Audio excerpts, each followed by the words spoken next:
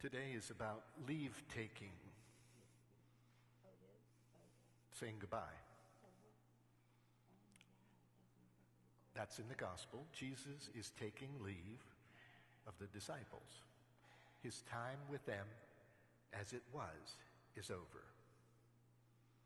And he leaves them. I think this is the short version of the story. I don't think it was also joyful. It had to have been bittersweet. They didn't go and jump for joy. Oh, he's gone. Now the party can begin. Think about leave-taking in your own life, really as rites of passage in the process of growing up, for example. I recall, I was thinking about this when I went into the seminary after high school, and I applied and was accepted, and this was in 1963. What were you doing that year? So I went into seminary that year, and this was before the Vatican Council had begun to make changes. I was right in the middle of the old and the new.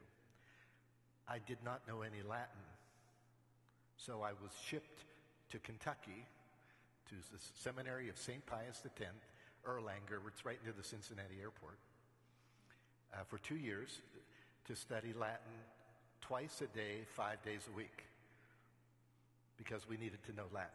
About the time the course was over, everything changed. But I do remember my family taking me to Kentucky and dumping me there and going home. I also remember 4 years later when Bishop Kinnair at the time had invited me to go to Rome to study the last 4 years of theology, which was wonderful, terrible, wonderful, terrible. Oh, that's wonderful. My dad thought it was great. My mother says, oh, no. My grandmother says, I'll never live to see you a priest. She lived much longer than that, as it turned out. But there was all this ambivalence, so I went, and we drove to New York, and this was not get on an airplane and go to Italy. It was a boat. So they had put us on one of these cruise boats that so there were 70 seminarians with all these other people on the boat going to Rome. It was docking at Naples. It was kind of exotic, actually. It's the only, no, I did one other cruise. I don't think I'd go back. At any rate, it was leaving New York. They're on the dock, and the boat gradually leaves. This is much more painful than getting on an airplane and you're gone, you walk through the door and it's over, and they go and you go. No, it was like, this took an hour or two we were just a dock for each other. And then it's like, now what? In both situations, they're gone. What am I supposed to do now? I don't know a soul. You know what that's like. I was thinking of those experiences. It was a rite of passage and leaving the dependency of a previous era and going on my own for what I had to do. I'm thinking of that as I listen to the gospel for the ascension. Jesus leaves the disciples not to leave them, but kind of to say, okay, go. I will give you what you need. Now you go and do it. And so the Christian life is not Jesus holding our hand and, oh, I'll make sure you don't fall and hurt yourself. Everything will be wonderful. There'll be no pain and suffering. There'll be nothing. Don't worry, I'll take care of everything for you. Not. It's, I will empower you with the Spirit, and you are to go, and you are to make a difference and carry the gospel, the life and the love, and the energy and the hope that I have placed in you. And you are to be the witnesses of this as you go. Jesus was telling the disciples to grow up and go do their business. And that's the church. Jesus remains in our midst. We are socialized and grown in the faith with our infancy. For those who are church Catholics, for example, we grow up with the faith. Some people come in later. But if you think about it, it is very important to raise our children with a faith tradition. I am very concerned pastorally today. I've always been, but even in our own particular time, it is no better. If our children and grandchildren are not raised with some connection to the church and Christ, I don't know what we're going to expect them to be when they grow up. They'll be wonderful hockey players, ballerinas, and everything under the sun, and not know how to make the sign of the cross and believe in Jesus Christ. That's a challenge. We need to be socialized. You can't live without a family. You can't live without a religious family. We have to grow up where, in a sense, we are handheld, spoon-fed, taught as children, and in our growing up, so that when the day comes, and as we emerge, we have to go out and take responsibility, not just to go out and make a living and be a good citizen in the world, but to be witnesses of Jesus Christ, who has called us into this life and will call us out of it. That's our spiritual purpose. How do we make the world where we go a garden? This is the garden season. All you planters, you should be given this homily. Think about what the gardens of life. Think of the beautiful. Our challenge is to make the place better with the energies that God gives each one of us. I cannot do what you will do. You cannot do what I will do. We do this uniquely and in the circumstances of our own lives. Everybody has the call to take the gospel and be witnesses to it.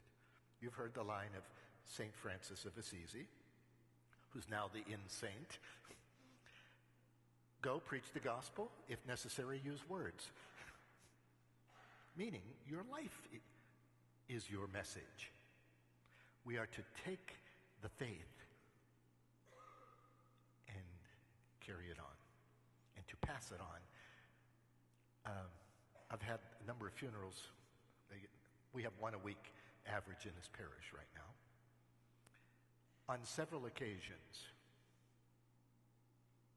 somebody has said to me after the funeral, somebody came up to me and said they were moved by what happened at that funeral. That also happens at weddings. Very often. My take on it, there are people who come to church for weddings and funerals who don't go to church.